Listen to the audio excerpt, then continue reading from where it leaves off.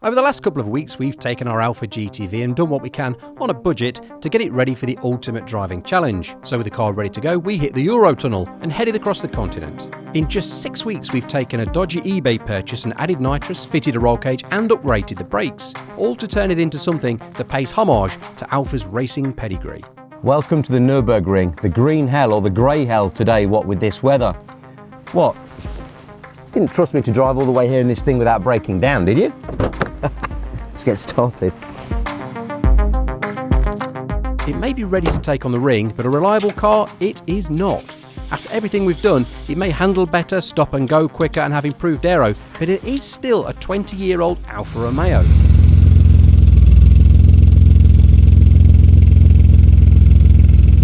So I apologise for wimping out, but the truth of the matter is I put so much work into this car now, I didn't want it all to go to waste on the Brussels ring road as the thing overheats in traffic or explodes yet again, because this car is still not without its issues. And that's going to make my challenge today even more exciting, because there's a 1 hour slot open at the Nürburgring today. It's a tourist and fart day. You turn up, you pay your money, stick your card in the barrier goes up, and you're let loose on this glorious 14-kilometre section of madness through the green hills here in the Eiffel Mountains of Germany. And I want to set a lap time in this car to emulate my hero, Tazio Nuvolari.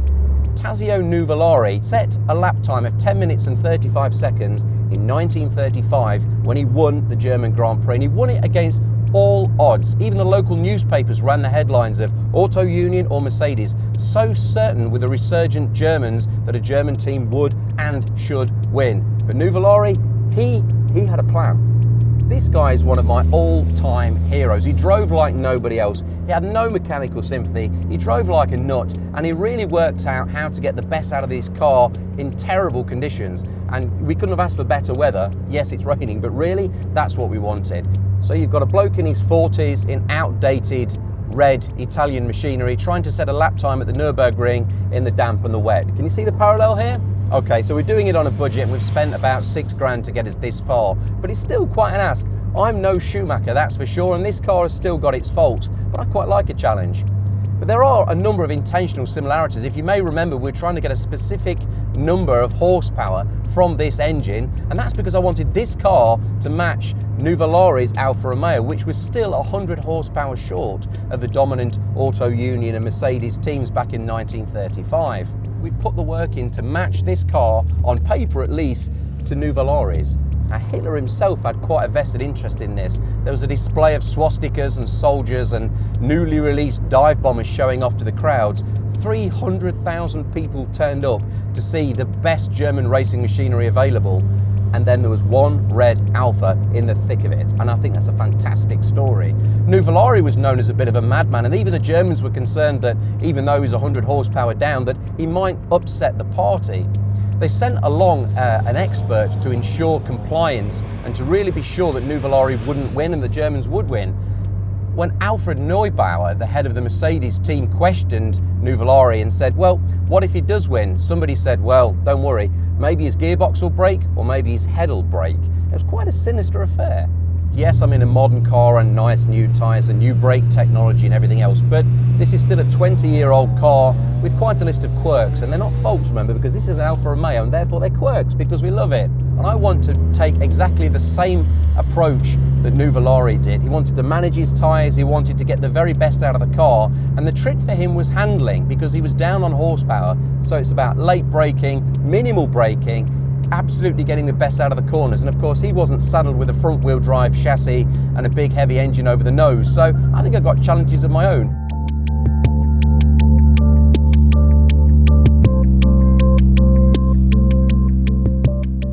We're here in the car park, we've bought our ticket and the entrance is just behind us. Now there are a few important things to note here.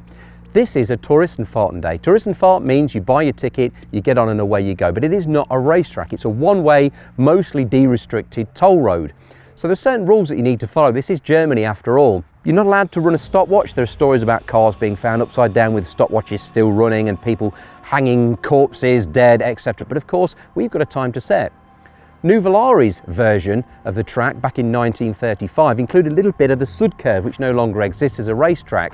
So his lap time of 10 minutes 35, to make a fair comparison, we need to shorten to 10 minutes. So I've got to beat that time in this car. So what I'm going to do, instead of having a stopwatch, is a piece of music. Now it's Fool's Gold by the Stone Roses. Any old English people like me will tell you that that track is a belter. If you play the album version, it's 9 minutes and 53 seconds long. I want to hit play on the track and I will know that if the track is still playing by the time I get to the end of the lap, that I've matched or beaten Nuvolary's lap time.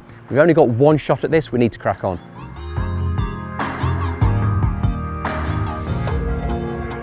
Okay, Dankeschön. Let's have some fun. Okay, you probably expected some commentary now as I come into Tiergarten, but I'm actually stuck behind a safety car for some reason already, not quite sure why. This goes to show you the power of local knowledge that this guy is actually taking a little bit of keeping up with.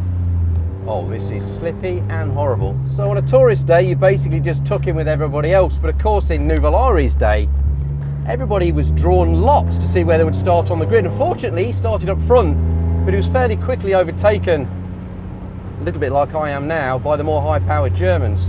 And a couple of laps in, Nuvolary was really behind the pace. He was like 2 minutes off. But he had a bit of a strategy because the German cars, whilst they were far more powerful, they had pretty much the same tyre technology that he had, and they were wearing their tyres really quick. All he needed to do was sort of keep them on the horizon, metaphorically speaking, and slowly reel them in. Okay, the engine is really zingy. It pulls, it really pulls. I'm not too sure I can feel that extra power. I can certainly feel the extra torque, particularly through these corners. It pulls quite nicely. But brakes are still not fantastic, and it is absolutely tipping with rain. And what you can't see is there's mud everywhere on that apex. Oh, that is understeering. Okay, and we appear to have gotten that wrong.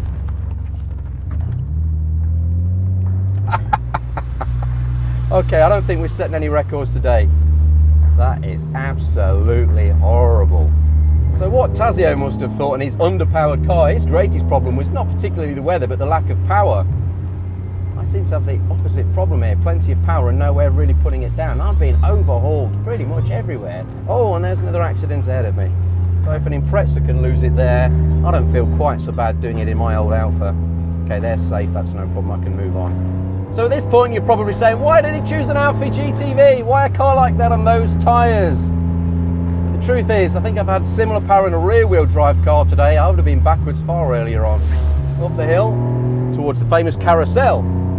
This concrete is as slippy as hell. One of the things you don't really appreciate at the Nürburgring till you're up it. Okay, another accident, hazards on, is how little runoff there actually is. We're in through Hohe Acht now, and there's a guy in the CSL who overtook me 2 minutes ago in the litter. No airbag's gone off, he's safe, he's out of the car. Okay, now on Nuvolary's lap, 2/3 of the way through, it really started to reel them in. There'd been a couple of accidents, but von Brauchitz in the Mercedes, he was absolutely flying. But his tyres were wearing out, and with every lap he was more and more cautious because his mechanics were waving at him that he'd worn his tyres down to the cords. But Neubauer, the German manager, realised that he couldn't pit him because with every lap Nuvolary was getting closer and closer and quicker and quicker. The crowd really didn't like it. I don't think the crowd liked that M3 in the barriers back there either. And there's the crowd all stood watching, hoping to get their little YouTube clips of me crashing it so they can upload it and laugh. I'm going to do my very best to avoid that today. And into Dottinger. So now this is where this car should fly. Go on! So that is the end of my lap. And I haven't beaten any records with it. We are just off. Ian Brown and the gang of the Stone Roses, well, they finished a minute or two ago. I think even without the pirouette, that would have cost me. It was a truly treacherous day to be out on the Nordschleife, and due to multiple crashes the ring had to be closed after just one mad lap. But considering the relative youth and sophistication of the cars that were hitting the arm car around us, the fact that our Alfa made it around unscathed is even more impressive. It more than earned its Nürburgring sticker, and I've certainly more than earned my pint. Well, it's a kind of a rite of passage to sit in Pistenklause after a tourist and fart day, and here we are, cold beer, steak and the stone, a lot of fun. Today, well, there's a bit of a washout. History tells us, of course, that Tazio Nuvolary came back from being way down the pack and halfway through. Von Brautich's tyre burst right towards the end of the race. Nuvolary sailed through for the win. Story goes also that the Germans were so unprepared for an Italian win that they didn't even have a copy of the national anthem. So Nuvolari nipped back to his room, opened his case and had a copy of it on vinyl to give them to play. The story goes that the winner's laurel wreath absolutely dwarfed Nuvolari because the Germans fully expected that it would be on the shoulders of some strapping great German, not some wiry 40-something Italian bloke. Our time today? Well, we've had fun. Genuinely, we've had fun. One lap, the anticipation building, the spin, everything. I crapped my pants, I don't mind admitting, and we didn't even get close to Nuvolari's time. But I'd like to think that he approved. We had a go, we had one shot, one lap, and we absolutely gave it our best.